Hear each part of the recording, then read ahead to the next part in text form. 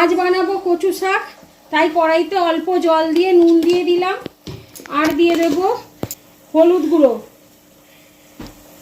এবারে দিয়ে দেব কচু শাকটা, নুন হলুদ দিয়ে এটাকে সেদ্ধ করে নেব।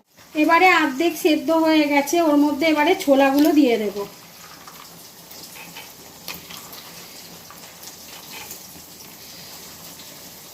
এর মধ্যে এবার ছোলাগুলো সেদ্ধ হয়ে যাবে। আর এতে আমি মশলা বলতে আজকে নিরামিষ করব। এবার আবারও চাপা দিয়ে দিলাম।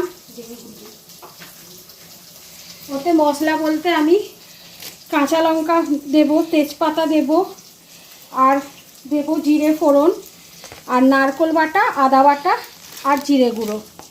এই মশলা আমি দেব। কীভাবে করছি দেখাচ্ছি। কড়াইতে দিয়ে দিলাম পরিমাণ মতন সর্ষের তেল। কড়াইতে দিয়ে দিলাম পরিমাণ মতন সর্ষের তেল। এরপরে দিয়ে দেবো আমি তেজপাতা আর জিরে ফোড়ন। তেজপাতা আর জিরে ফোড়ন দিয়ে দিলাম। এবারে দিয়ে দেবো কাঁচা লঙ্কা।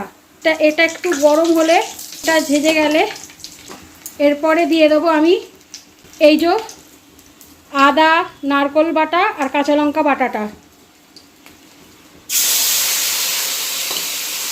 আর এদিকে দিয়ে দেবো জিরে গুঁড়ো, হলুদ গুঁড়ো, নুন আর চিনি। মশলাটাকে দিয়ে ভালোভাবে কষে নেব। এই যে এবারে মশলাটা ভাজা ভাজা হয়ে গেছে, কড়াটা ভালো করে রাখো। এই যে কচু শাক আর ছোলা যে সেদ্ধটা, সেটা দিয়ে দেবো এইবারে। জল ঝরানো কচু শাক আর ছোলা সেদ্ধটা। এইবারে এটা ভালো করে নাড়তে থাকবো যতক্ষণ না এটা তেল ছেড়ে দেবে, ততক্ষণ পর্যন্ত। একটু আমি দিয়ে দেবো লেবু।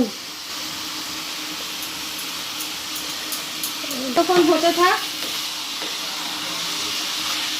এই যে আমার কচু শাক রেডি।